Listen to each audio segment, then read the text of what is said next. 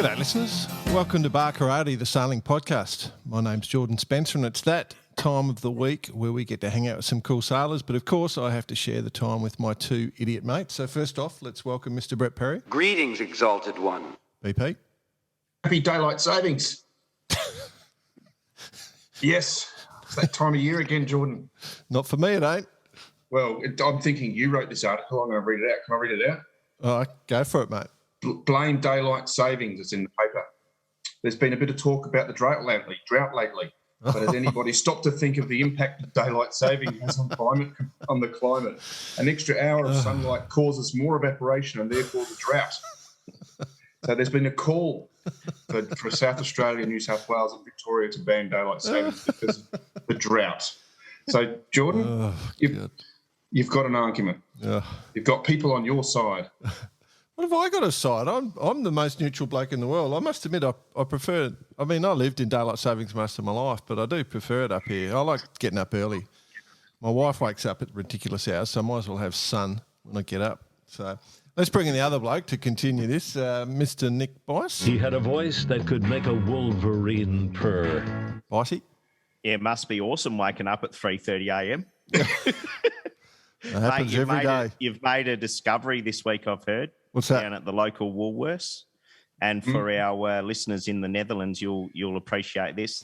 The stroopwafel has made its way to Queensland. Yes. Without a doubt, Jordan Spencer's favourite after-dinner treat. Yes. Or breakfast treat, or smoko treat, or lunch treat, whatever treat you want to call it. Just a treat. But you're only allowed to buy one.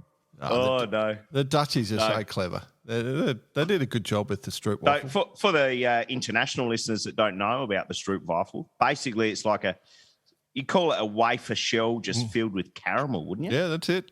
Yeah. It's very delicious. It's pretty intense, I tell you. So it wasn't one packet of 8 stroopwafels weighs 1.8 kilograms. Oh dear. Solid sugar, pretty much. Actually, I've been thinking about you, Bice, this week. You know how we came up with the whole thing that you're going to be the Bice Commodore of the Cruising Yacht Club South Australia.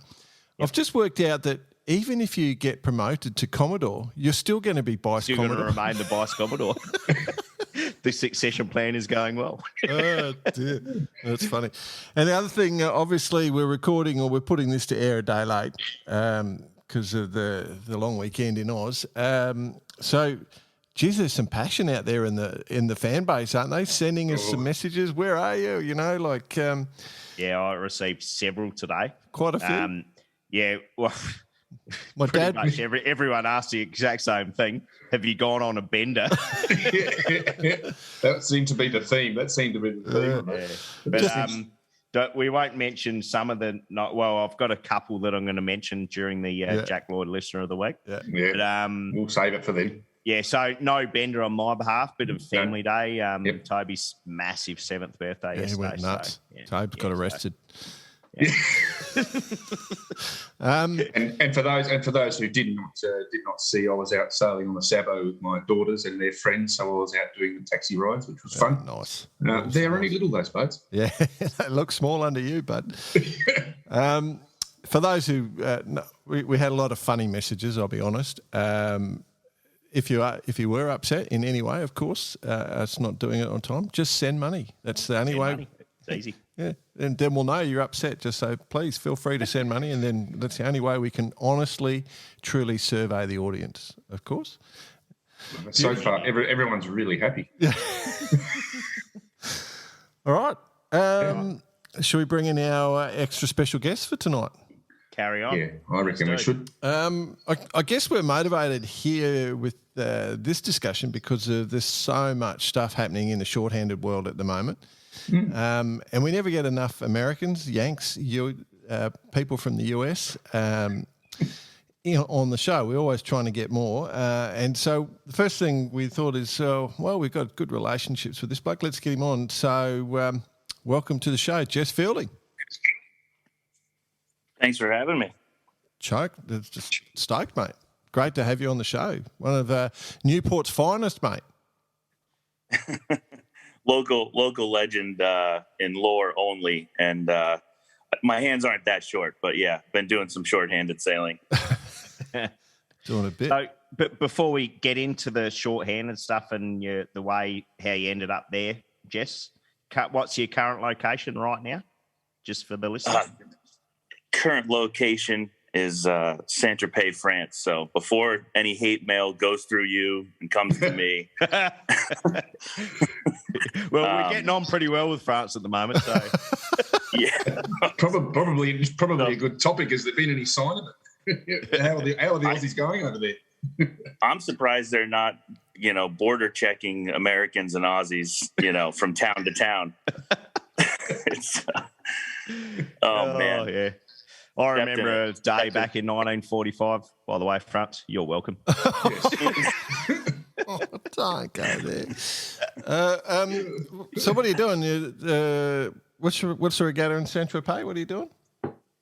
I was super fortunate to get a call from some mates, as it always goes, to come and step in for an owner who had to leave the regatta early and drive a classic yacht around in Saint-Tropez. Wow. I could tell you, I could get used to it. It's wow.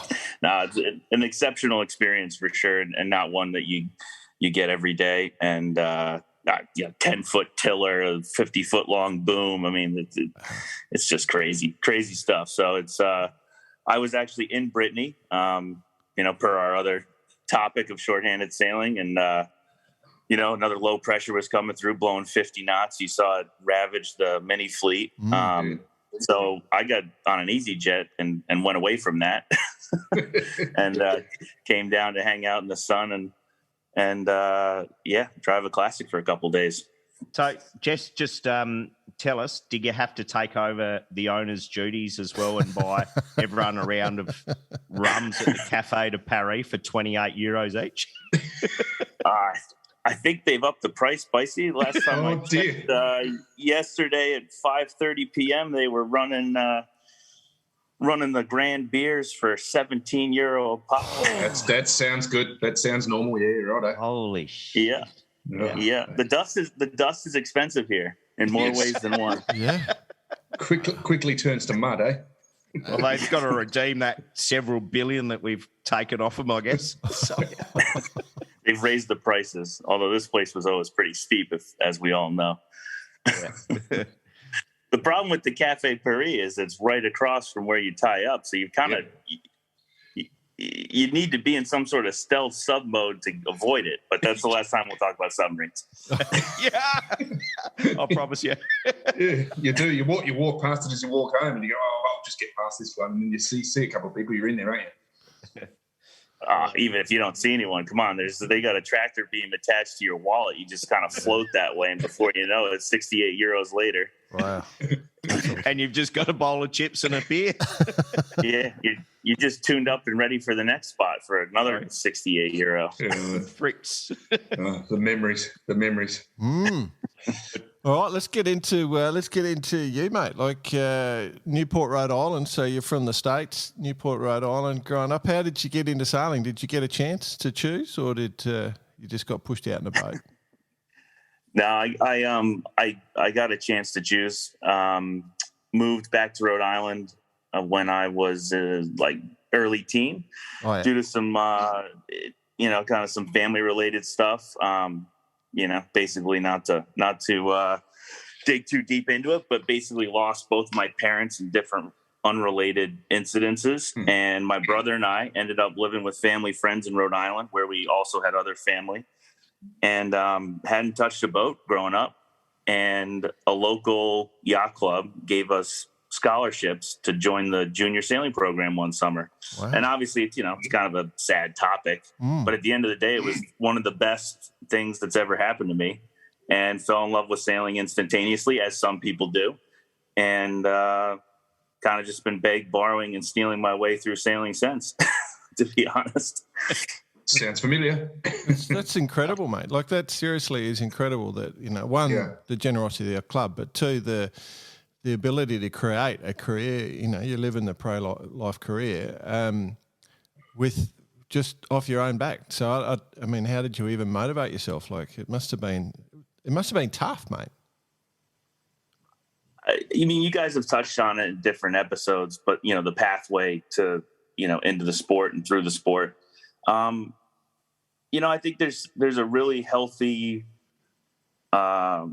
trades mentality in sailing, and it's something that you don't see in the States. It's kind of something that's talked about in the States as the trades have gone away, et cetera, but the trades still are healthy and exist in sailing. And so you end up with these mentors that, basically pass down these, bits and huge downloads of information and skills and tools. And I don't know, I grew up playing other competitive sports and just really took to the complexity of the sailing problem.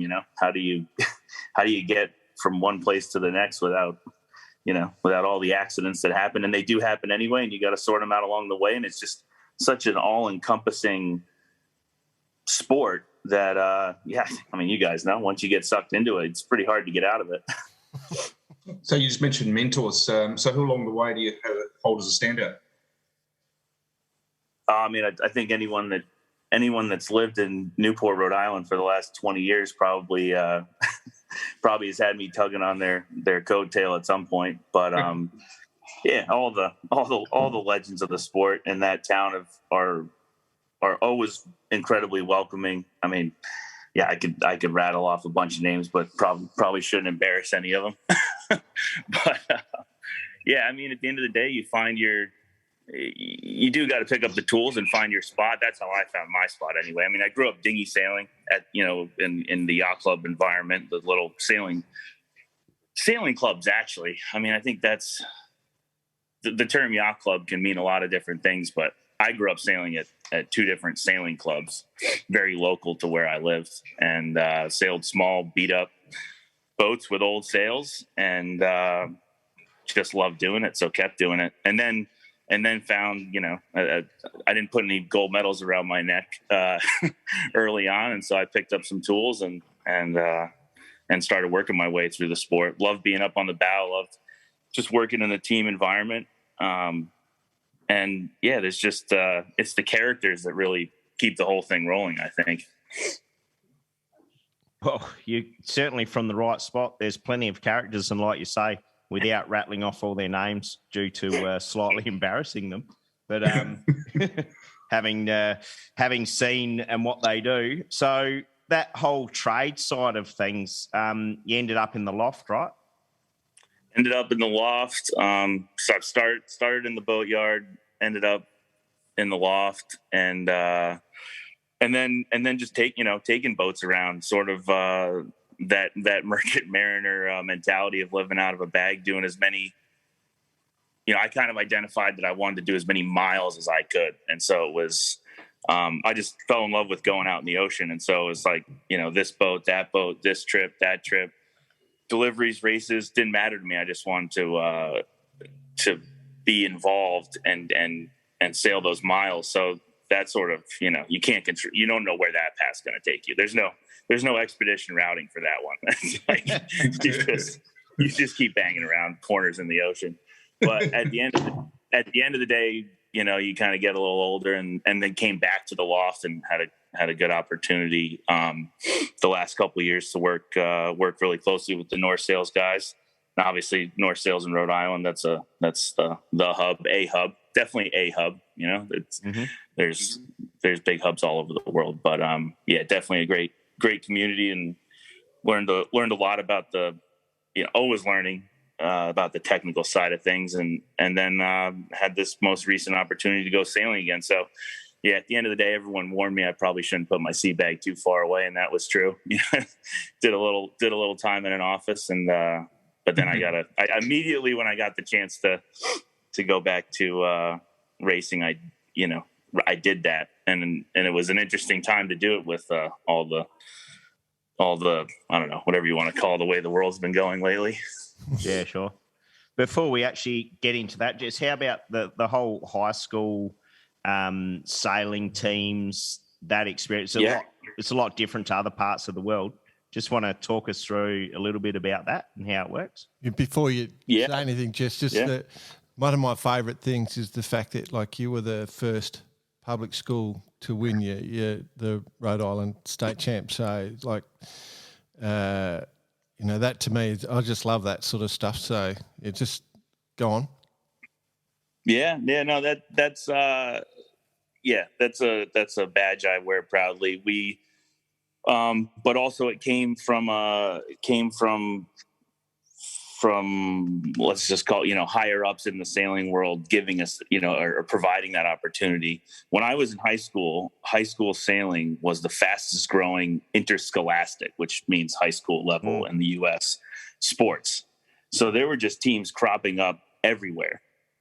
Looking back on it, it might have been motivated a little bit from people trying to get into a certain university, or might have been, just people looking for something different. And it seemed like a viable thing if you're in and around a body of water. But at the end of the day, I rode that wave of high school sailing, and we had a community. We were super fortunate. I'm going to embarrass a couple people. I was of the same age as this guy, Scott Ferguson's daughters. And we went to public high school together. And from the same little island that they're from, Connecticut Island, where this little town is called Jamestown, there's a huge sailing culture. So a lot of young people of that age grown up sailing. And we ended up at this high school, and we wanted to compete against kind of the traditional, more private school network. And so we basically said, well, let's start a team. What's stopping us? And that was, that's kind of the badge of honor we got to wear, that we were the ragtag, hand-me-down dry suit group that had some incredible fire in our belly. And we also benefited from having an incredible series of like rotational local coaches. But they were rotational coming back from Valencia during the America's Cup, or won, J24 World Championships with this guy, Chuck Allen.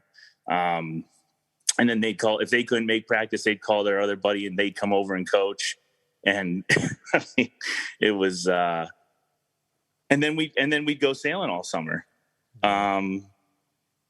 So we started sailing together as a group, even, more than most. And that's what propelled us there. And just some young guys with some real talent. My little brother's probably one of the faster guys through the water I've ever sailed with and against. And I was the captain of the team at the time we won that championship, but he was out there, smoking upperclassmen in FJs with pretty fancy pennies and life jackets on. We took a lot of pride in that we were out there. And we put together a nice W that we all of us carry forward. And a lot of young people that we sailed with on that team and have since come through that team I see them here in Saint-Tropez. They run boats. They became part of the Rhode Island sailing fabric that, in the trades and going to naval architecture school and doing all sorts of different things. But we still all see each other, which is, I think that's, one of the things that keeps the sport going, right? Because it's all about checking in with your mates. And the fact that you do it all over the world in these crazy places is just, that's the crazy part. It doesn't make any sense, but here we are. Talk us through the W. Is that like a leotard that you wear underneath your sailing outfit with a big W on the chest? Oh, the penny. I meant the W, referencing the win we took away that day. But yeah, the States, we have to have some kind of weird. Everyone's got to have a jersey, and we could, it's all good. I love it. Sounds like the stuff movies are made of. I think there's been a couple of movies made about it, but it sounds like it was a pretty enjoyable and memorable time. So yeah, it's when it's when life's really at its simplest, right? And you're fortunate. We're fortunate in the first world to have those kind of simplicities. What your job is to go to school, and then as soon as that last bell rings, you can sail until it's dark. eat, sleep, do it again. I mean, it's a pretty good schedule if you ask many. Yeah, and I think one of the things you touch on there is that you still see teammates roaming around, and for the youngsters listening in, looking for that pathway. Every connection's a good one in our sport, so you just never know where it's going to go. So it's a good one. Speaking of connections, obviously, it's got to be one of the most iconic moments or most important moments for youth sailing in the US. It was the Morning Light project with Roy Disney. That you got to be part of that team as well, I believe. So how did that come about, mate? Yeah, that was, again, another, looking at the right way to provide opportunities for the sport. Roy and the people that put that project together had an open invitation. They put it out to all the sailing media at the time and said, if you're between this age and you have any interest in doing something like this, send us an email. Here's the form, send it in. That's it. So the barriers to that initial entry are super important to take away. If we want the sport to grow, which I think, you talk to everyone, everybody wants the sport to grow, and there's no reason why it shouldn't. So at the end of the day, whether it's a scholarship to help two kids out that are, kind of a little down on their luck, or an open an open application to the tryout process, the more barriers to entry we take away, the more people get involved. So filled that out, had already sort of been in learning the trades, been doing the bow on larger boats in Newport. So I know that's a step up in that sense. I had the ability to have some experience other people didn't have necessarily at my age. But still had to go into it, open-eyed and ready to work as a team. And I think that's actually what got us through what got me through the trial process, is that I had come from that organizing team mentality of getting us organized to get our public school sailing team out there, or, whether it was, playing other organized team sports.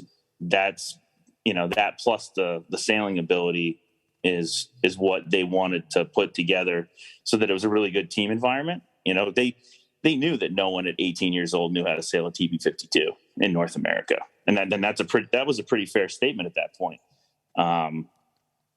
So it wasn't whether you could jibe a Catalina 37 spinnaker pole faster than the next guy. It was, do you have a long-term approach to make this project the best it could be? I think that was a real factor that they took into account.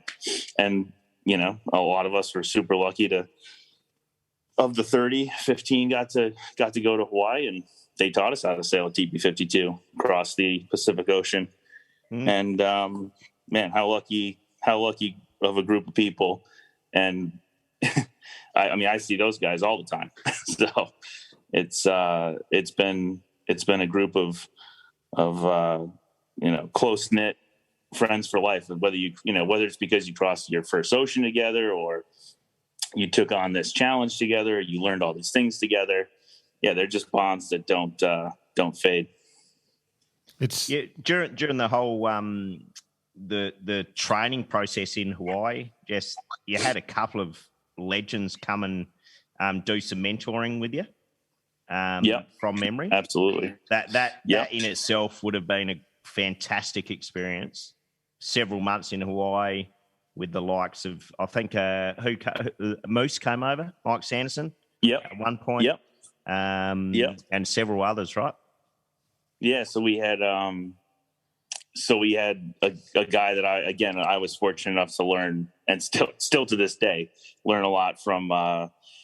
Newport legend Jerry Kirby came out, part of the Roy Disney family, on Pyewacket, and basically I'll tell two little stories with both of those guys. We had Moose come out as well, and so Jerry came. We weren't sharp. We had been living and breathing,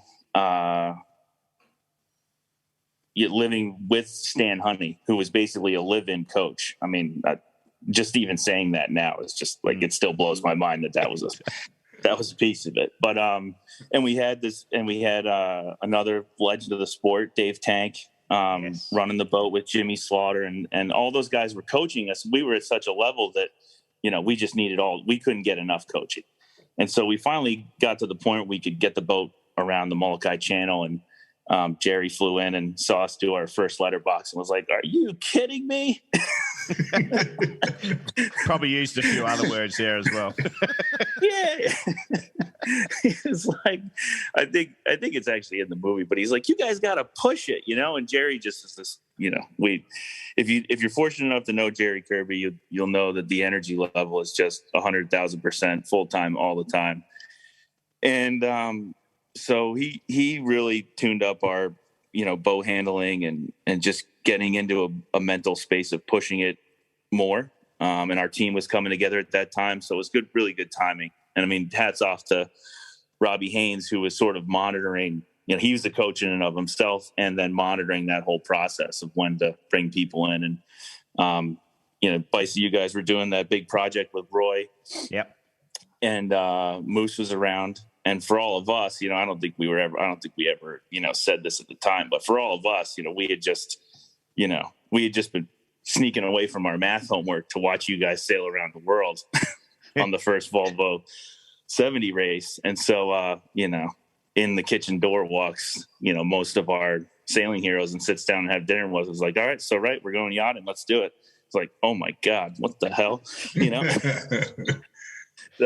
The Moose story is a little bit like the Jerry story, beat up wind. He's like, yeah, you guys, come on, get amongst it, basically. Like, get off the rail and get stuff done, check the inside of the boat, bail that, hike it out, just push harder, right? Because that's what you really need as a young person in offshore sailing is you got to push through the tough moments, and you need people to help you do that. Or at least I think you do. Because you don't know what you're doing, and you don't know how the ocean is angry. You're just not sure how to deal with it, So anyway, Moose was pushing us through a nice night of sailing, and then we rounded Maui and threw a spinnaker up, and we're sailing along at 150, 148, 152, 155, and turning back up, going 16 knots or something. And Mike's like, okay. Rotate through some drivers. He's like, okay, that's what we're working with. He's like, right. So you could sail 150 this way, throws the thing up 15 degrees, gets the apparent ripping, goes, or you can sail 150 this way. And we were like, okay, so here's a new gear. Now we're learning how to drive the race car. And we absorbed. It was just such a time when we were just had so much heightened awareness of all these lessons and tools and things and experience people were throwing at us. And I obviously it's just me here, but I'm just speaking for everyone that ended up on the boat or in the project. Like, I'm just sure everyone still remembers all those little details as well, and they're just lifelong offshore racing lessons that we were so lucky to get. And that's, Bicey, maybe Roy mentioned this to everyone, but it was like, that's what Roy told us that he really wanted, was to pass this along to us, and that we were then supposed to pass it along to more people. And we didn't know how, at the time we're like, pass what? We could barely tie our shoelaces, but sure, whatever you say, Roy.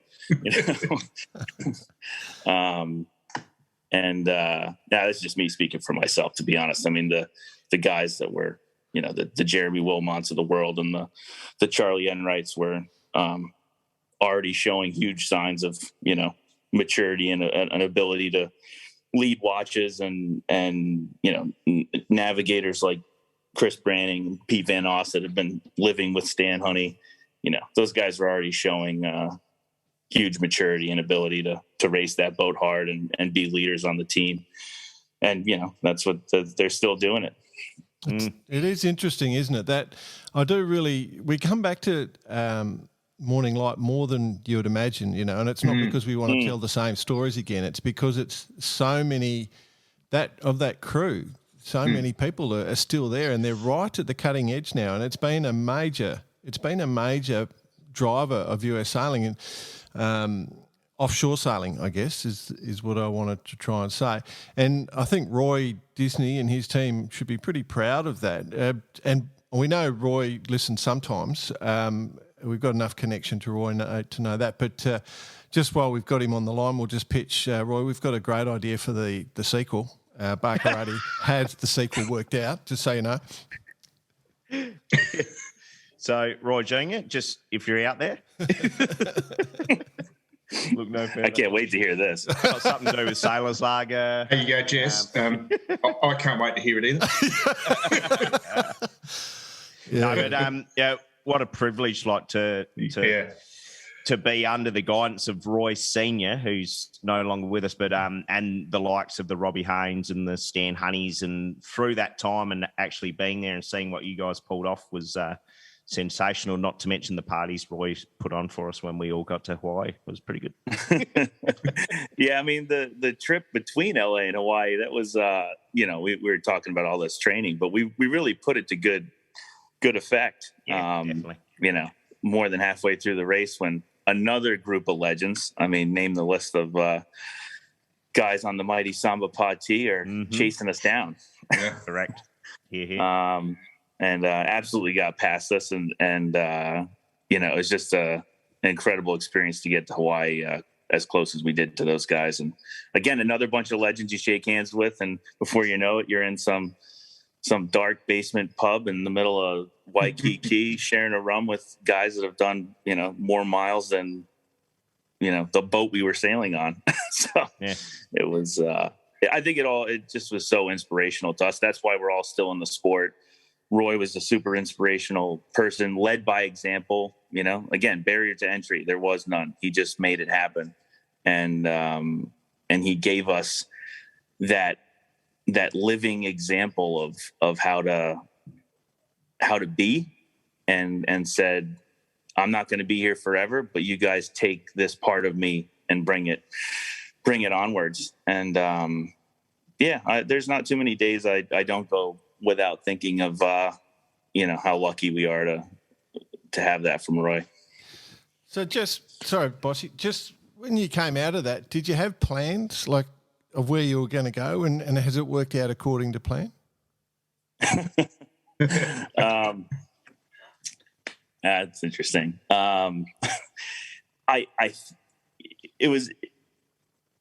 There's a couple ways to tackle that. I ended up completing university locally in Rhode Island. Very happy I did that. Went back to my university sailing team and sort of did a kind of repeat show from high school with another larger group of younger people, and like to think that, because of the community we built around our public sailing team at the college university level, we still see all those same people. A lot of those same people are still involved in the sport as well. URI in itself, little plug for that sailing program, has always been a shining light of shining star of sort of like the public university sailing teams in New England, surrounded by the very established private schools. And there's been a lot of dinghy sailing legends to come out of URI. So. And actually a healthy big boat program, because we had access to big boats in Newport. So owners that went to university there and are still around that own boats, they'd bring us all out, on bigger keel boats, and we kept sharp that way. And then there's a keel boat championship. We went and won that, and that got us an invite to go to France. The first time I ever went to France was actually in university to compete in this university world championship. And kind of actually got a first taste of France at that point. But at end of the day, left Morning Light, went back to kind of that traditional path of university. And, never going to look backwards, but maybe going straight into a more trade-based pathway and chasing the larger levels of the of international sailing might have been something I'd I would have liked to do looking backwards on it, because that's where I've ended up essentially, chasing that dream for a long time of, sailing around the world essentially. So at the end of the day, probably could have downshifted after morning light and kept on that path, but no regrets, right? That's the deal. What did you study at university again?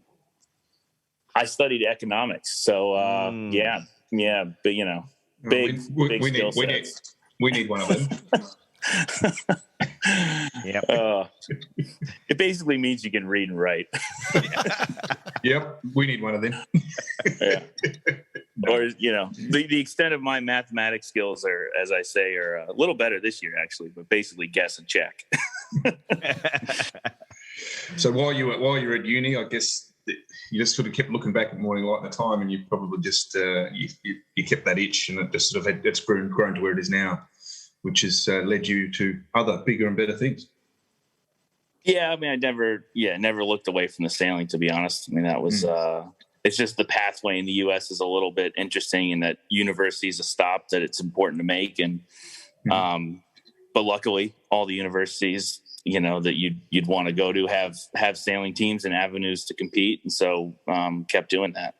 So yeah, never stopped sailing, which is I think that's how we all live our lives, right? You can't. If anyone's tried to quit sailing, it's the hardest thing to quit ever. Like you say, no regrets, but I have one, and that's not going to university in the US. Yeah. I've seen enough movies that I reckon it could have gone all right. Yeah, I reckon you would have done all right too, Bison.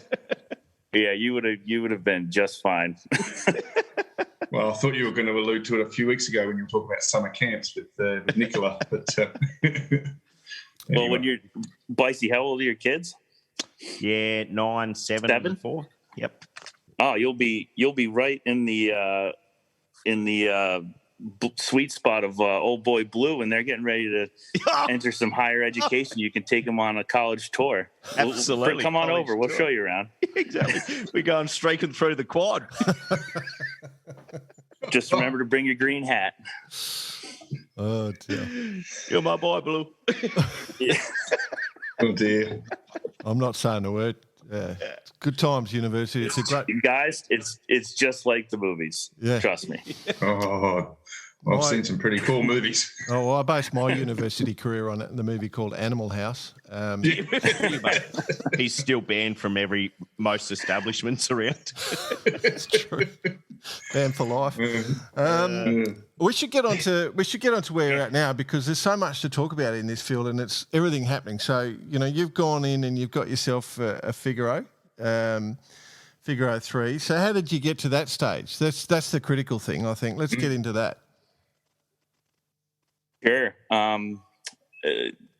That's just wrapped up at this point. So I'm not, I didn't just blast down to Saint-Tropez and then have to go back and compete. The Solitaire de Figaro wrapped up a couple weeks ago. I don't know. It feels like a couple hours ago, but I'm still not sleeping super well, and frankly, that kind of racing it takes a very interesting toll on the sailor for sure. But we can get into that. But looking backwards, it's the classic. I've heard you guys tell this story on the podcast before, but it's the traditional. There I was sitting at North Sails at my desk, nothing to do, whittling away at my pencils, thinking about white triangles.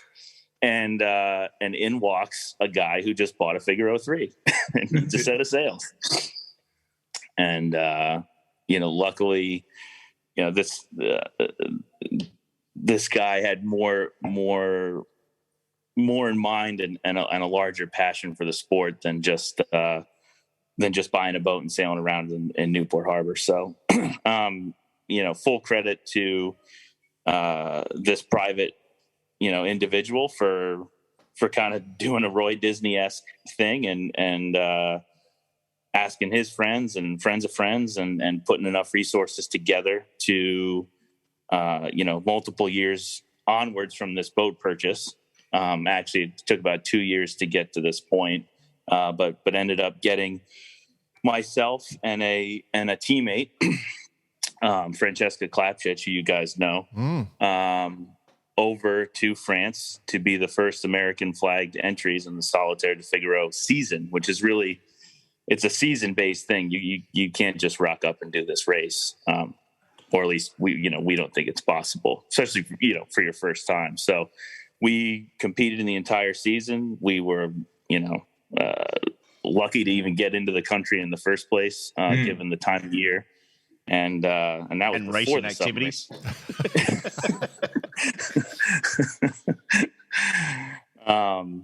And so, yeah, that's it's just there's a little bit of that classic case to it, and I think all people in sailmaking can appreciate that, and it is a driver of the sport.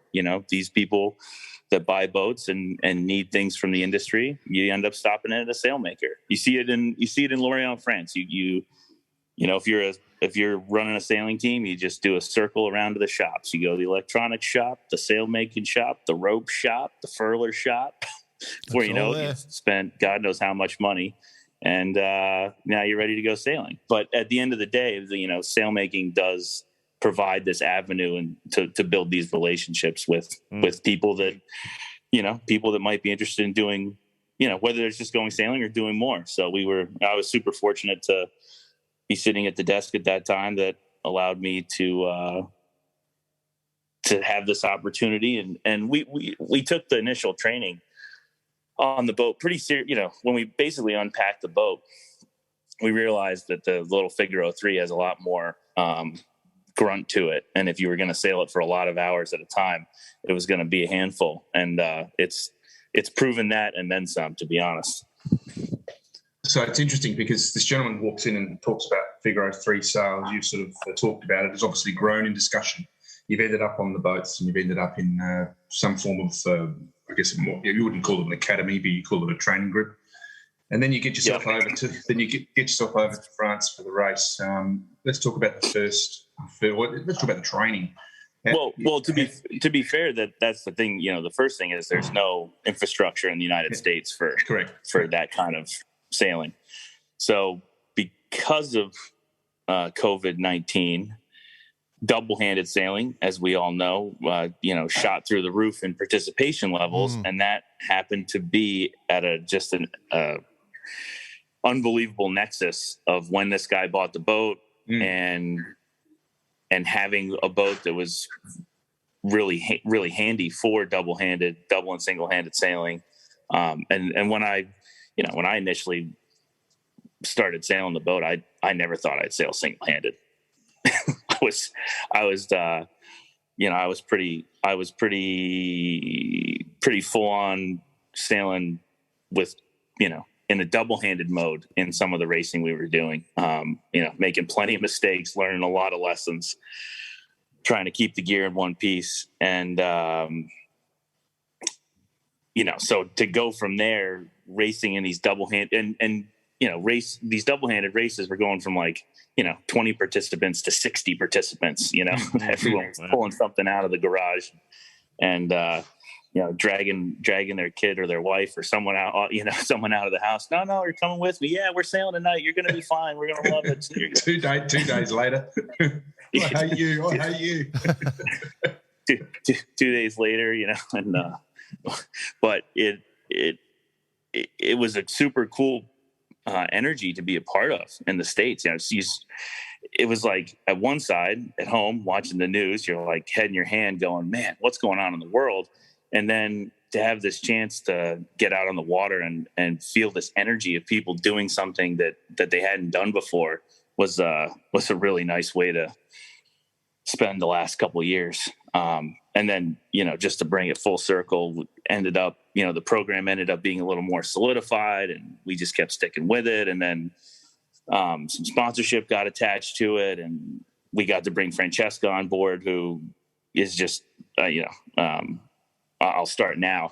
She's just one of the most incredible human beings I've ever met. Not just the outstanding, sailing skill set that she has and employs all the time, but from there, it quickly got past the weekend double-handed race, and we started pushing the boat and ourselves like we were talking about with the morning light thing, you start putting the gas pedal down and breaking the right things, because you gotta push it to that point and learning those lessons. And then it was like, where do we go from here? How do we get to France? How do we go see Mecca? It's like we found because of the Figaro, we sort of like found some like torn out pages of the Bible, and we're like, well, where's the Holy Land? How do we, where do we go?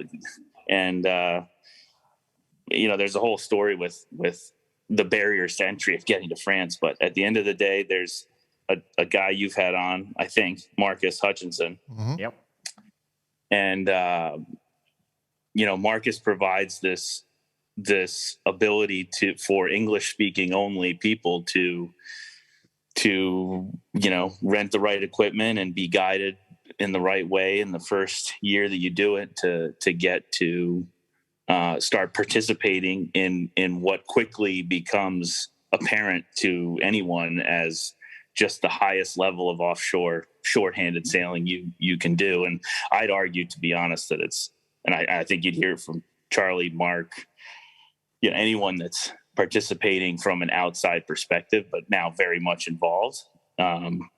It's the highest level offshore sailing that's on the planet, and that's not to say anything against what, the Volvo 70s were and the 65s, obviously just incredible machines that, whole teams of people were just pushing themselves more than anyone had ever done. Every time you guys did another edition of that race, it was just like, I was a spectator, but with just enough experience to spectate and know what was going on. And, these French guys it's just wild.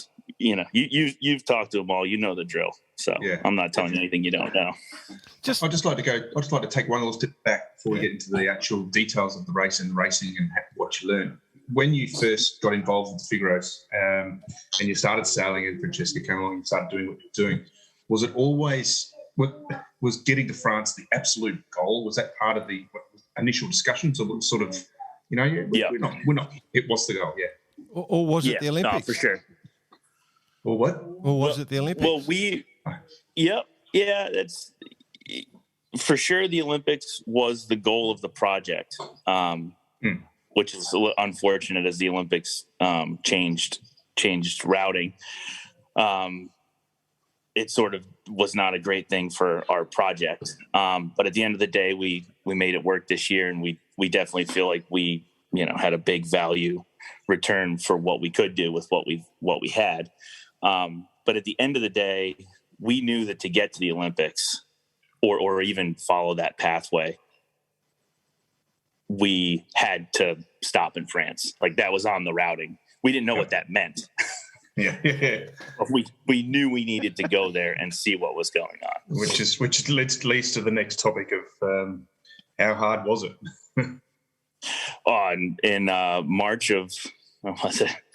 I went over for an initial sit down and sailing session with Marcus 30 days before. Well, yeah, COVID was actually already becoming a thing. I was there in January, and I forget what day in January the guy landed in, Portland, Oregon or whatever. But, not that whole timeline's worth recounting. But at the end of the day, I was like the last guy in and out of France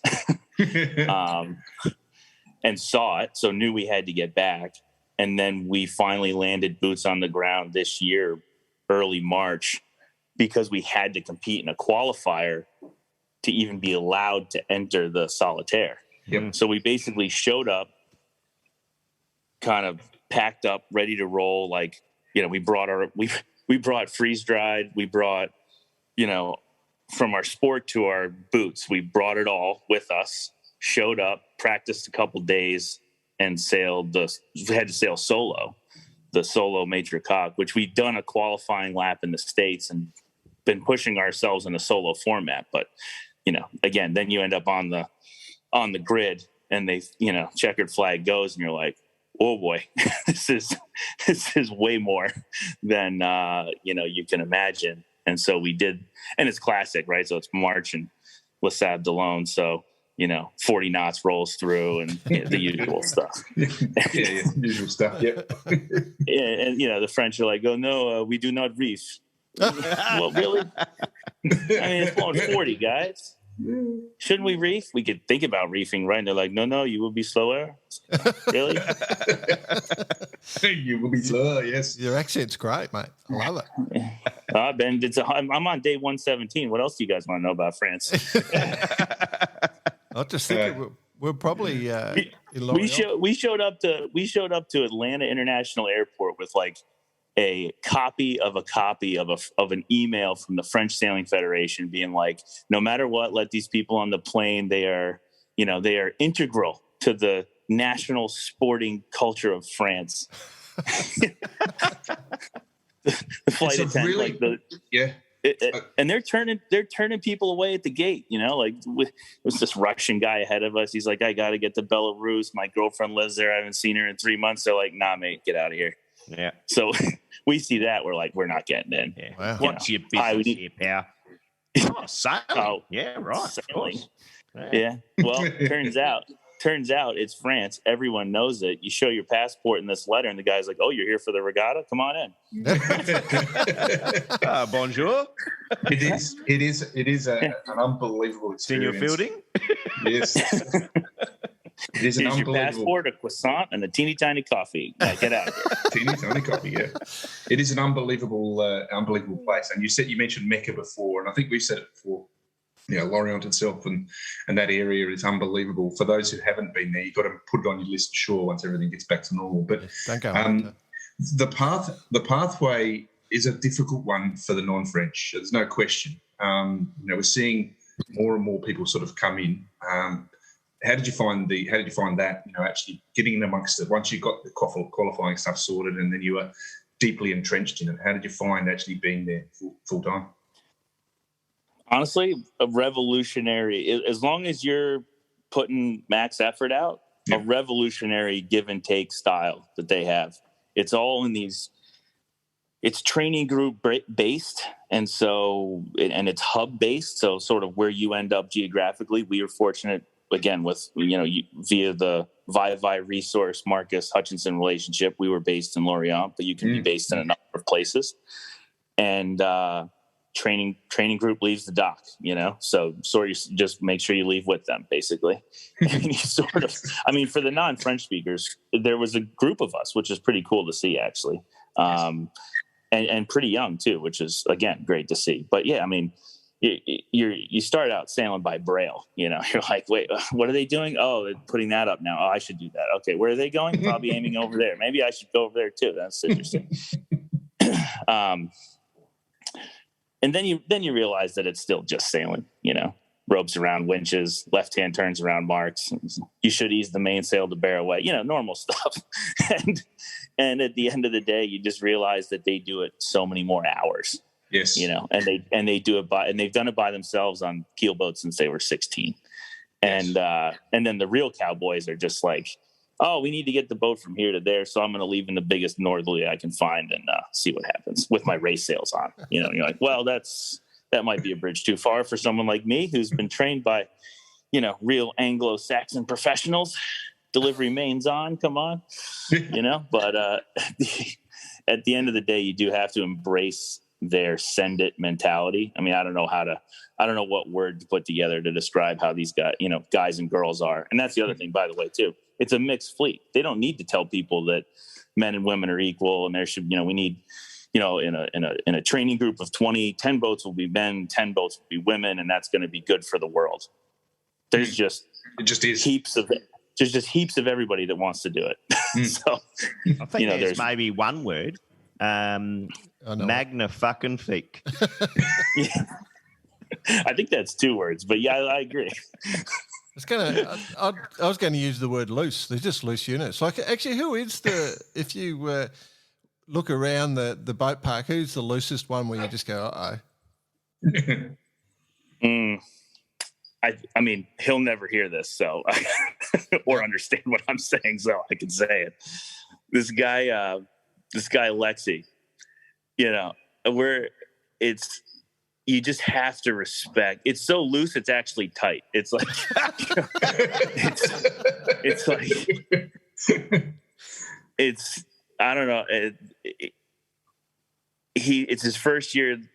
Well, not his first year. They're funny, man. We get this thing in the States with like sports where you get red-shirted. You guys familiar with that term? Yep.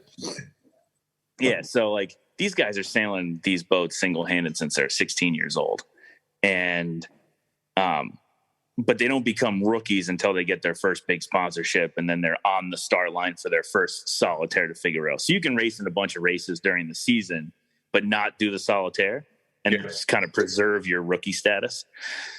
So this guy's clearly very good at sailing, but he's a rookie this year. And, he's just, he's fast. He's just one of those people you watch on the AIS and go, well, I'm going to try to get to those numbers. That would be really good for me if I could do that. And he's full on French. He's like rocking the 5-year-old Birkenstocks. He's got this little mustache rolling. He's blonde haired, hasn't been washed in, ever, maybe, I don't know, French. and sailing gear that I don't think's ever seen any fresh water, the whole deal. And just fast, going the right way, kicking, just taking names on the course. And you're going, well, I'm not sure how to copy all of that, but I'm going to do my best. And we're racing this summer in a double-handed race in middle of the night, 20 knots, short tacking. And when they say short tack, that's, Bicey, you appreciate this. Like there's short tacking and short driving a coastline. And then there's the way the French do it. It's like they're max zoom on the Adrena software. And they're going into 3 meters of water and tacking. So this guy's doing that. And he runs the boat so hard into the continent of Europe that these sprit. It's near. We're near a lighthouse, and we're short tacking against like 20-something boats. He runs the thing into Europe, sprit gone. The 18 inches of fiberglass looks like you ran into some, heavily armed, I don't know, underwater, let's say, war machine. I'm not going to call it a submarine. and he basically completes the leg, essentially. He backs himself off the continent. By the way, the keel's fine. That's how like crazy this, these coastlines are. Yeah. Sets a kite by like putting together a bunch of macrame on what's left of the bowsprit, hoists his spinnaker, finishes the leg, pulls the boat out, gets the thing repaired, he puts it all back together and gets back out there. Like it's a tenacity for not just completing it, but like just going for it. It's and it is loose, but it's like you just respect it so much that it's and then you start hearing the stories like Seb Joss hits an iceberg, says I'll take a coffee and back off this iceberg and then sort it out from there, and it's just one after the other. And they love telling the stories too, by the way, because they're they speak a funny language, but at the end of the day, they're just human beings like the rest of us. They love a coffee or après coffee and or a big beer, and they love telling sea stories, and they've got some sea stories. Tell me about it. There's nothing better than listening to Seb Joss's stories, and that particular one when he hit an iceberg, basically bowsprit, boom, perpendicular straight onto the iceberg, stopped the boat dead. He took one bottle of wine with him the whole race, opened it up, and just had a glass of wine. It sat there stuck in the iceberg. All right, time to move on. Sort it out later. And that's the thing too, is like they've got like an Etch-a-Sketch memory. They just take the lesson and move on and sort it out, lash it up, sort it out, and carry on. Whereas like, as we kind of, I don't know, I feel like the Western, the Anglo sailing culture, as they call it, we focus on the minutia. We we parse out all the lessons you could possibly learn, and we file things away, and all that sort of stuff. And they're just like, yeah, ran into Europe. Probably shouldn't do that again. Carry on. Carry on. Yeah, next. It's definitely a breed, but again, it's an unbelievable scene. There's no question. I've just drawn this diagram, man, as you've been talking, Jess. It's basically a circle. I'll hold it up to the camera and I'll explain it to the listeners. So basically it's a circle, and at the bottom of the circle, you've got like the loose and fast element. Just on the other side, it's just crazy and just damn right stupid. And it sometimes just verges into one. It becomes a bit grey. Right at the top of the circle is like just the Anglo way of doing it. Yeah. Conservative, not too loose, not too crazy. Yeah. Those bottoms. That's what you need to do to win, really right? Close. Yeah. For sure. I think they've proved it in all the formats that they enter. It's it's gas pedal is down. Absolutely. I guess we're getting through the discussion, but what I would like to ask Jess, if you wouldn't mind portraying to our listeners, is how hard it actually is. I mean, we take it with a bit of a laugh, banging into Europe and doing this and that, but being out there solo or double hand for that matter, it is a discipline. But the Figaro is the next level. And how did your body handle it? What did you find the hardest? It's interesting. We heard a lot about what the aftermath would be like. I think going into it, we just, you just do the most training you can in terms of sailing the boat and trying to get faster, and these training groups, and optimizing your boat, making your boat work the best it can, right? So that's the season for us. Just pedaling the bicycle as fast as you can, even if you're in the wrong gear. Some of us have been there. I've been there before, so I was actually pretty comfortable. I'm like, okay, I get this. I'm chasing hard. That's it's been a theme for me. So I was actually, in that mode, and it's awesome, just living and breathing it every day. We never left the country, so all good there. And you pick up along the way up. People say you've never experienced being this tired. Oh, I don't know. I've had some pretty long days in the ocean with some pretty good guys, fixing some pretty bad stuff, and been pretty tired, whether it be the middle of the Atlantic or wherever else. And so you file it away. You're like, yeah, that person said this, and wow, they know what they're doing. And, they said it takes a month to recover, and they said you never sleep right. And, you only take the 15 to 20 minute nap. Otherwise the boat's going to get out of whack, or the autopilot can only handle this. Or, if you're going to, one of the pieces of advice we got, if you get so tired that you need a bit of sleep, you got to, step away from the fleet and get in your own patch of water and take a couple 40-minute naps and try to recharge your battery. And you're like, well, I'm probably not going to get to that point. And you do. You get to every point that they tell you. Yeah. Everything they say becomes reality. And it's the most tired you've ever been. And then some more. And you're doing it for the race takes basically the better part of a month. So your body ends up becoming only accustomed to 15, 20 minutes of sleep at a time. For me, it was 20 minutes. That was what I would set my clock to. And maybe everyone does it a little bit different, but you're using a kitchen timer. It's just 20 minutes, boom, then you check it all again and rinse and repeat. But but your body and you function, I'm sitting here talking to you guys today. So it's not, for better or for worse, it's not life threatening, but you change, and you get into a different operational rhythm for sure. And you are pushing pretty hard, and, the fleet size, I think, drives that, even though it's not the Mini, because we have basically a full suite of nav capabilities. We don't have new weather on the course, but, you can play a pretty detailed game, tactically and strategically. This solitaire happened to be the longest one in the books, and went to all our favorite places. Fastnet Rock, Celtic Sea, English Channel. Yeah. So there was never any shortage of of information that you could be looking at, processing, synthesizing. Not to mention you're trying to keep track of 20 boats and sail a straight line.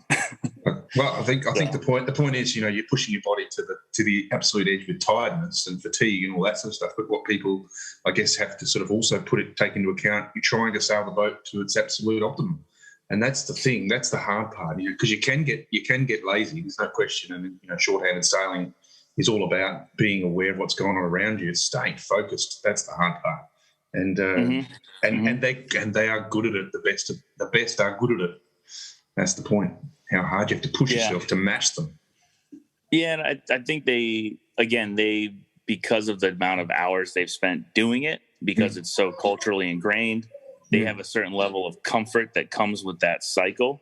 And so they don't actually quite feel as run down as the outsider does, especially in the first time. I know that if I get properly recovered and did the race again, or something like that again, for instance, I would be X amount more comfortable. I wouldn't feel as tired as I do today. But they say basically your first one's just if you're trying to pedal as fast as you can and keep up, you will be more drained than you've ever been, and that's where I'm at today. All right. Well, you touched on it a second ago. You're going to go back? I would if I could, for sure. There you go. And I know Francesca would. It's she's pushing as hard as she possibly can to get back. And she absolutely, from a merit-based standpoint, deserves it. She got the Suzuki Combative Skipper Award. Wow. At the end of the whole race. Always getting faster. Ended up in the last leg, which is the longest leg around Fastnet Rock, longer than a Fastnet race. I saw the mileage. I was like, wait, these guys we're doing a Fastnet race, but longer.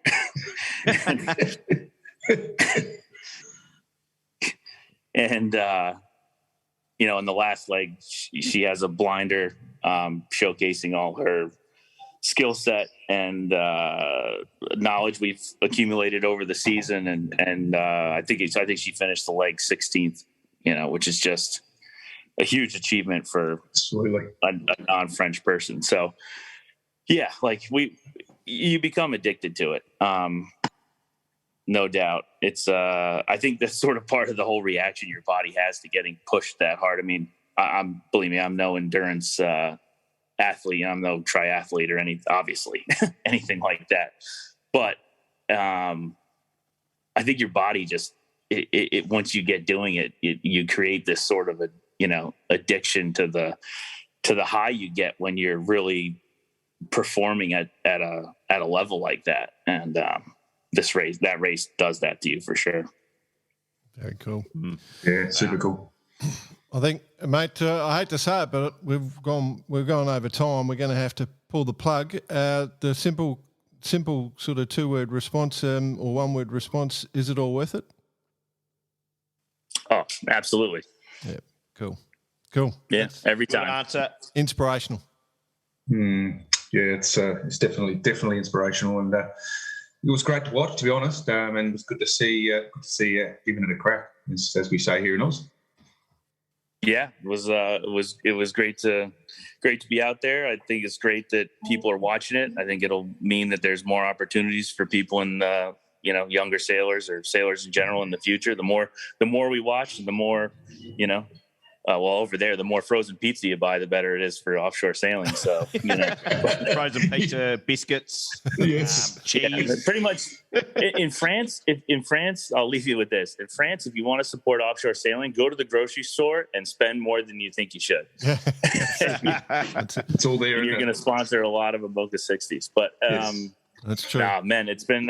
Thanks for having me. I hope it wasn't too boring. And oh shit, no. Yeah, I'll keep listening. And I'm looking forward to the day when all these travel restrictions break down. And I can come check out you're part of the world, and more specifically have one of these tasty beverages you guys are constantly going on about. And of course, BP trying to create the second headquarters of shorthanded sailing here in Australia. The move it away from France down to Australia is his goal. So you'll be part of that. Working on that. Jesse knows all about that. Don't worry. I'm all in. Not a coincidence. No coincidences in this world. And if you see a vessel sponsored by Stroopwafel, Jess, in I meant to address that. I'm with you, man. Yeah. Those things are. I think I probably had 1,000 of those in the last month. So I don't. Yeah, that's a solid food product. That's it. They should get me off. Is that what you call it? A solid food product. Fantastic, mate. We've just nailed a sponsorship, so well done. Yeah, nice. Right. Double-handed, you and me. Awesome, mate. Good chatting again, pal, and look forward to catching up again. Yeah, for sure. Yeah, cheers. Too long. Have a good one, guys.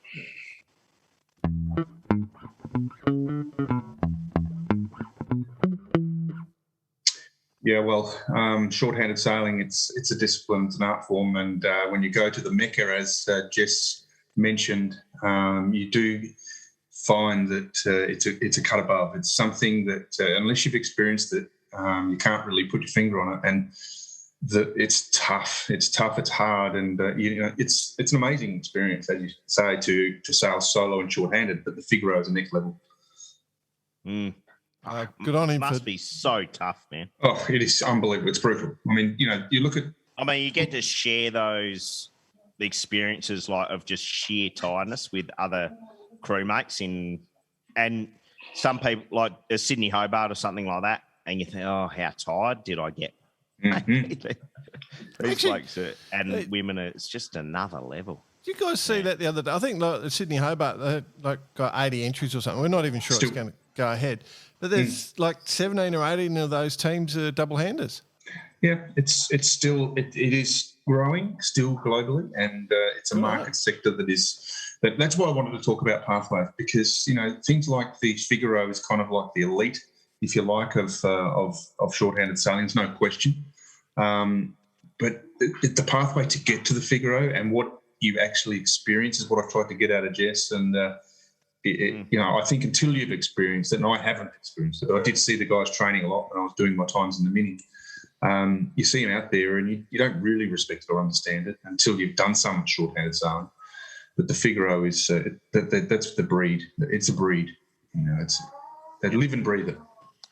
There you go. Cool. All right. Well, good one. Moving on. Next thing in the agenda, of course, is talking about club events. So I think we all know that we had a pretty good discussion the other week or last week. Tim Beaver, I think it was, off the top of my head, sent his note about the poker hand orienteering. Oh, yes. Yes, you remember that one? Yeah. Still love it, yeah. Yeah. So Sam Hunt sent out an idea his mates had over a few beers, which is where all great ideas of sailing are formed. Nothing bad has ever come from discussions created over beer like that. His idea, or his mates, his little group, they've come up with this idea that they should have their focus, they're Sydney based, so they had the Sydney Harbour Race Week where you do a race each day from a different yacht club. Yeah. Which I thought was quite good. Bit difficult for dinghies having to pack up, but if you could just anchor or more or whatever, but just having a race each day from a different yacht club, which actually makes it a communal event, I think that could be a good one. I like that one a lot. Then you have the hospitality of that given yacht club on the given night. There's plenty of places around the world where that will work. So, it's a good idea. So we got that one out there. Sammy Hunt, beautiful, mate. Yeah. Yep. Love your work, Sammy. The Jack Lloyd Listener of the Week, BP, Bicey, I think you've got... Yes. Jack Lloyd, Listener of the Week, and speaking of which, his funeral was held on Saturday at his local yacht club. I'll probably just completely cocked that up for the Kiwis. Honoré Yacht Club. Fortunately for Jack's daughter, she was able to travel from Auckland because they're still in lockdown. So that was a massive relief for the family. And I was humbled enough to actually give a few words, albeit via, just a little video that I did. But just what a guy who just had a massive effect on lots of people. So onwards to the Jack Lloyd Listener of the Week. We've got a couple of special mentions, man. Stand by. Yeah. First of all, as she referred to herself, FLOTW, former Listener of the Week, Denise Del Mundo. We've been having a bit of banter back and forth, whether it's Facebook or anything like that. And I actually did a bit of a sign-off myself, Nick Bice, ABSA. And got a message the other day. Right, that's it. I don't know what it means. So for you, Denise, absolute bullshit artist. So there you go. That's obvious. Honorary mention to our friend John Schaefer from Annapolis. Clearly ex-military. He missed his bar karate fix on Sunday. He sits down at a certain time to listen to bar karate. It wasn't on because we're recording a day late. As mentioned earlier in the show. But instead, he wrote an email that would have taken him bloody 2 hours to write anyway. So it wasn't time wasted. No. All right. A couple of quick ones. Snow Belton, Tom Oppie asking about beer. Oh, yeah. Speaking about beer, drum roll, please, for Listener of the Week. It's going out to dual listeners this week. David Williamson and Adrian Finglas. Oh, Adrian Finglas gets in there, does he? He certainly does. Him and David, Some say the team. like he's a bit of a tweaker, old Fingers. Yeah. so he's been fucking around with these VX kill. Some say there was spent uranium he's put inside the kill. But if you saw the video that he put up, or we put up, he's actually... It's more like aluminium. It's more like aluminium. A can of Bar Karate Sailors Lager has been added into the bulb of their VX1. Oh, so, what an honour, hey? What an honour. Adrian and David, thanks for sending everything through. Yes, there may or may not be a merchandise pack in its way. But just moving back to the beer thing, boys, we're close. We're close to nailing something pretty big coming up, which is going to give us national distribution, and it's going to give us a bit of a range as well. So apologies to those that have reached out and were looking to get their hands on some Sailors Lager. We just want to get this across the line. And when we do, it's going to be big for us, big for you, big for everyone. So stand by. I'll tell you blokes about it later. Yep. Oh, thanks, mate. Yeah, that'd be great. You ever feel like you're just left in the dark, BP? Hey, listen, really? I just love it. It's exciting every time I come on the show, which is every week, believe it or not. There's something interesting going on. Can we talk about the Mini? Are we allowed to talk about the Mini? Yes, let's talk about the Mini. Let's talk about them. Jeez. Yeah, it's been a couple of weeks. Which part? Oh, look, it's fantastic. The Mini, and it's a good segue actually having Jesse on because, going down the short-handed path. The Mini started on the 27th, and it does have a big place in my heart, having been involved. And there was some talk about how they were cancelling starts and this and that. Well, I can only like to go back to the 2013 event. It was actually cancelled for nearly 6 weeks waiting to get out of the Bay of Biscay. When it was supposed to start in September or late September, we ended up leaving in November or something. And so, it is a race that is really revolves around the weather. And some people say, cause just to quickly cap on it, I mean, nearly every boat stopped just around the corner of Finistère. Except for 2, right? 4. Except for 2, 4. Well, 4. There was a few of the protos got through, but the series. For those who don't know, you've got prototypes and series in the race. And so the prototype are no holds barred, just size. You can have carbon fibre, you can have can and keels, etc., etc. Then you've got the series boats, which are production based. So you've got 2 different divisions. So the fact is that the prototype's obviously faster, and they got around the corner, but the series were getting smashed. So much so that one's been lost. Decided to bang into Europe, as Jess said. I was going to say, no, well, one of them stopped beautifully. Yeah, stepped up onto a cliff and off he went. Yeah, Storm Jib's still up and just sitting there. Yeah, no, it's amazing. But look, can I just quickly go through this because it is actually incredible what's unfolding. And we talked about internationals being involved in this race, and it seems that this year there are people that are taking it on from an international level. Now, a young German sailor, 19-year-old Melvin Fick, took on the Storm front, if you like, and has found himself 90 miles in front in the series division.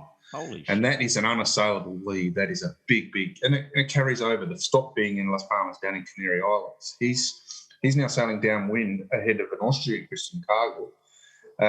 And in third place in the series division is a female, Julie Simon, so from France. Now, it's really split fleet up. So much so that in seventh place we have a boat called Little Ripper. Mm-hmm. Okay. So Christian Durant, an Australian, has found himself in the top 10 and is piling his way down the coast, down the Portuguese coast. So it's really opened the door up. Shall I do it or you do it, Jordan? Go on, you little ripper. You little ripper. So that's... Yeah, go on. I was going to say that's the series division. And if I could just go through this next bit, this is the really... You mentioned that 4 boats got around the corner. Now, I'm not very good at French names. I might need you to get you to help me here. So, in the Proto division, they've got around the corner Tonje Borelak and Fabrizio Mussolini, French, and Pierre Leroy have got around and are sailing away. But in that top 4 group is a young Russian girl called Irina Gracheva. She's in 4th place, and she is 100 miles behind the leader.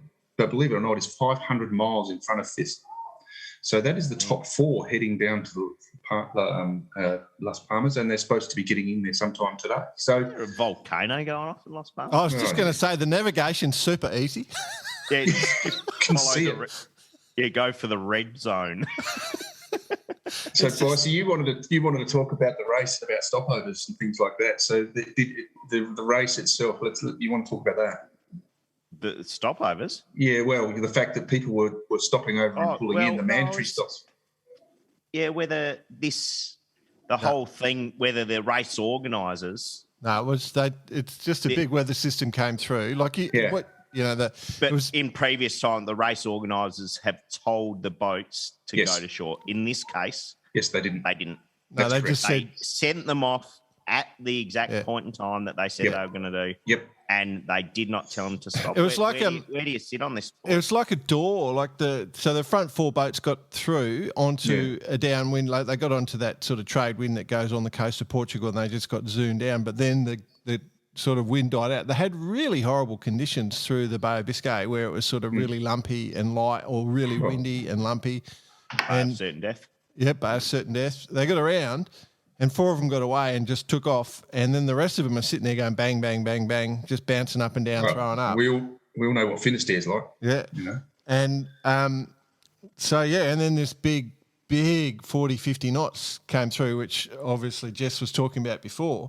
And so the officials said it's probably wise you find a harbour. I think they all went into the harbour for a day. Yeah. And then took off. So that's why we got this massive split in the fleet, like 4 boats. And they're just about to finish. They're, the leader's 78 miles from the finish. Yeah, and it's amazing. It's an amazing... if the finish is still there. It just might be a different finish. It's got a new marina. And of course, it's only halfway then, because then they stop there for the rest of the month, and then they take off and do the Atlantic crossing to Guadeloupe, which is a beautiful place. So yeah, this is cool. And they don't. BP, is it true they don't have? They're not getting weather routing information. No. You've got a VHF on your boat, and that is it. You get it. You get and if you get that, if you're lucky enough to get it, first of all, to be VHF. So if you're French, it's a lot easier. So for a start, you get a weather report in the morning and a weather report at night time on your VHF. So in French, and then you got to try and pick it all up if you're not French. It's not an easy race. How do you get it on? What sort of VHF picks up in the middle of the Atlantic? How are you going to? No, because because the rules are they have to have one service vessel per 10 boats. Copy. Yep. So there are 10. There's like 100 boats or something in this race. Yeah, so 10 boats floating along with it. So there's 10 boats floating around out there with them. Can you imagine being on those boats? Yeah, that'd suck. Yeah. And the French Navy are quite involved. And cool. Australian submarines are out there. Donnie McIntyre must love this. VHFs don't work that well underwater. Yeah. No. Well, funny you say that because there was a bit of commentary about, whether the officials should have actually officially stopped the race or not. And Don, for his Globe 580 start, coming up soon, 100% adamant there will be no delaying any sorts of starts or anything like that. When when it's announced in the notice of race, that's when the start gun goes. I think it's probably a topic for another podcast. All the liabilities and all those sorts of things, but it's there's a safety element. I mean, these you don't have to go. Like if that's true. That's true. You could just sit in shore and just chill out, having a few beers, watch everyone get smashed, and then take off.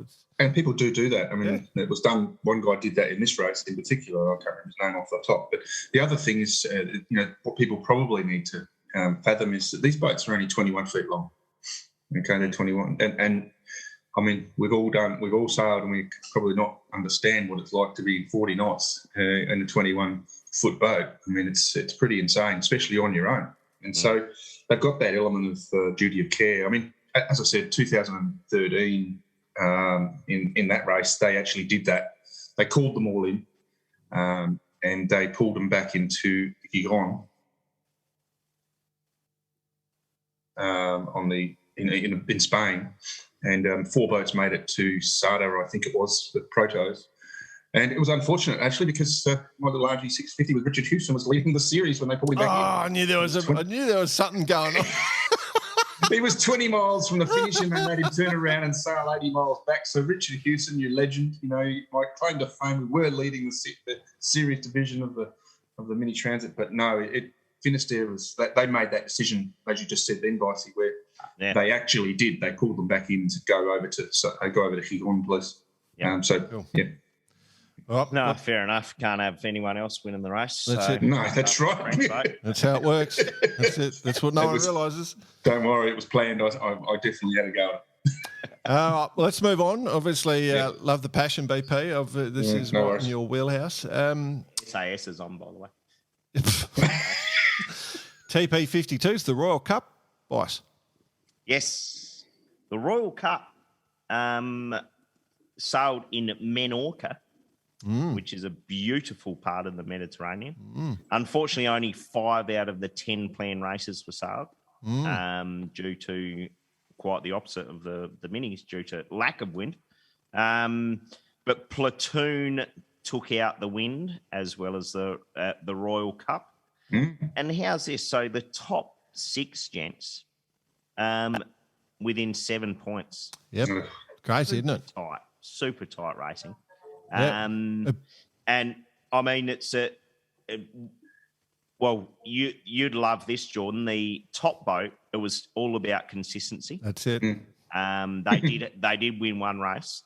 Whereas like the Allegro with Andy Soriano, he had 3 bullets on the first day. That's it. And still didn't win the regatta. Yeah.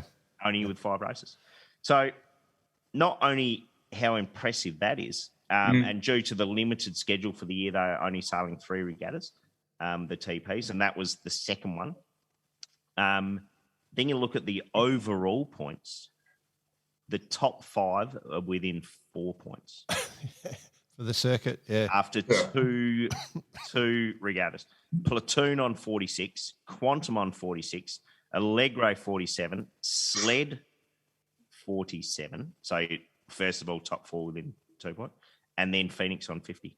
Yeah. It's amazing, isn't it? Good racing. Bloody good. So good. Yeah. Love it. Yes. Yeah. And hurry up, TPs and finish, because I need to buy some sales. Yeah. Have you got any contacts? You want me to put you? I'm sure you. Yeah. Yeah. No, all good. You'll be right there. But yeah, again, I mean, they're some of the best run regattas, sailed in the best places, sailed on the best boats. They're bloody cool boats. So yeah, no question. But it literally is like the sharp end of yachting. These boats now are so meticulously prepared is unbelievable. And the designs refined to the end. You know, absolutely. So, but we love that because we talk about this a lot where those designs just filter down and they've enabled normal designs to get to the next level. Absolutely. Yeah. Very cool. Love the TP. Yes. Carry on. Love it. Just a quick note for laser fans, the Euros kick off. So first major regatta since the Olympics. They kick off actually right now. They're probably out there on the water right as we speak. So we've got this week for the Euros, which will be interesting. So do we call them Ilkas, lasers? The Ilka. Come on, mate. That's just don't stuff it up at bloody at one of that Swedish furniture store. No, that's different. Hey, that reminded me of the Ilka. You just mentioned Ilka. One of the Mini Transats got attacked by an orca. Oh, yeah, that's right. Yes, that's a good one. How did we forget that? Oh, no. Not only one, like 3 of them got attacked by orcas. Oh, man. And this has been going on for quite some time now. Well, they're about the same size, first probably, a bit further north than normal where these are getting, but literally ripped an elevator off of one of the rudders. I've got a bit of a bloody theory. Orca. Yeah, I've got a bit of a theory. What and we won't go into this too long. Well, the boat was black. Matey. It's got white numbers. But it had fluorescent keel and fluorescent rudders. And it has totally blown the orca out. It has gone, look at this fella. Hey? Oh, I'm going to go this must be one of those big Euro fellas. Hey? I'm guessing that the female orca saw the boat go past. It's got, look at all the appendages this one's got. It's like a bloody Swiss Army knife. I want a part of that action. Oh, no, you idiots. I don't know. Yeah, absolutely. Not bad. Not bad. Yeah, love it. Move on quickly before we get in too much trouble. That was right on the border, that one. I know where all our minds went. Britannia making a big announcement in an hour or two. What do you reckon, guys? Is it just the fact that they're going to announce partnering up with a few, like the Mercedes Formula One team, or is it going to be the announcement of some of their new designers and people that are coming on board, or is it sponsorship stuff? Rumour has it Nick Holroyd? Nick Holroyd's out. He's moving to Alinghi. That's the rumour. Aussie team. That's the rumour. Yeah. We've announced it for you, Nick. Sorry, mate. Nothing gets past us. Yeah, I'm stuffed. I think Ian Percy's going to be joining the team. Ben's getting back a bit of his old gang back together. Yeah. The old band. Get the band back together. Yeah. So, the most handsome pommy sailor. Oh, yeah. Sensational. They just got to watch so they don't, all the gold medals don't get caught up in no. We think that's a possibility, don't we? Weigh them down. No, fucking fine. I tell you the honest truth. How do you really feel? But no, who knows whether it's something to do with technology, something to do with the actual race. Oh, don't know. Yeah, look, I think it's going to be a sponsorship. I think it's going to be a sponsorship thing, yeah. Yeah, whack it in the marketing program. Yeah. That's my gut feel. Maybe talk about sailors and management, but at least there's sort of moving forward. Hopefully America's Cup comes back. Big weekend on the most important thing happening this weekend, of course, is that there has been North American Championships and a round of the Euro Championships in the 505 class. Yeah, massive. Massive. Second best off the beach class. Yeah. So congrats over there. I think Mike Martin won in the US, and I'm forgotten. Unusual. I've forgotten who won in the UK. That got really, really windy. We had Mike on the show anyway. That justifies how I can only remember Mike. So, but yeah, the 5Os are out racing again, which is great to see. What's the last bit of news I've got is a little change to the Nacra 17 for the next Olympiad with the elevator on the two little things. They've changed the elevator, little winglets on it now, and you can actually alter the angle of your rudder now. Do you guys know about that bit? But you can't do it during the race. Oh, okay. Yeah. So, light air, heavy air. Yeah. Yeah. Yeah, Copy. so you can go tune it and then off you go. So, yeah, Cool. Very Something cool. else to stuff around with. Awesome. that's what you want. And really going places. Yeah. Things are on the move. One last thing we've forgotten about, gents. Okay, what's that, mate? We've seen during this week, possibly, and you said it, Jordan, one of the best sailing photos. With 11th hour. Yeah. Do you guys remember in the early mid 90s that Wild Thing photo of Wild Thing, the English voice across Bass Strait? Yeah. I reckon that was an iconic photo. That latest photo of the new 11th hour. 11.2 they call it or whatever it is, yeah? Yeah. I haven't seen it. 11 hour, 20 minutes. BP. Mate, it is... I've been busy Sabot sailing. It is sensational. Yep. Check it out. Yep. And all the other IMOCas have got, well, not all, a couple have similar photos, but I've got to say that the artistic team, the way that boat is painted and the way it looks in the water with all the different colours and stuff is fantastic. So Actually, go on their website. There's a whole description of how they put that together. yeah, exactly. Big shout out to that team that got behind that. It's sensational. Well Great done. job. Great job. Cool. All right, boys, I think we're done. Is there anything left in the merch? Yes. If you want a medium or a small hoodie, we've got a couple of them. And a few shirts kicking them out in all sizes. Going to do another run of hoodies, I think, boys. Just the bigger sizes because they walked out the door pretty quickly. So that'll be coming in the. I don't think In saying that, if you've got some kids, get hold of these smalls and mediums. My two daughters have got wearing the Bark Ruddy hoodies with pride. Yep. They don't know what it means, but they love it. They're unreal. They're genuinely unreal. Yeah. All right, let's get out of here and get this up on the air so people can enjoy it. Excellent. Well done, gents. Been a pleasure. Apologies for those out there who have it in their diary that they listen at a certain time. Whose weeks are You know what I say about stuff like that? Yeah. Oh, well, stiff shit. On with the show. See you, everyone. Good on you. Righto, lads. See you later.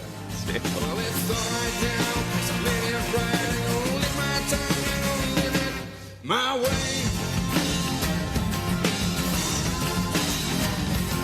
Quite hyper here, Comes naturally.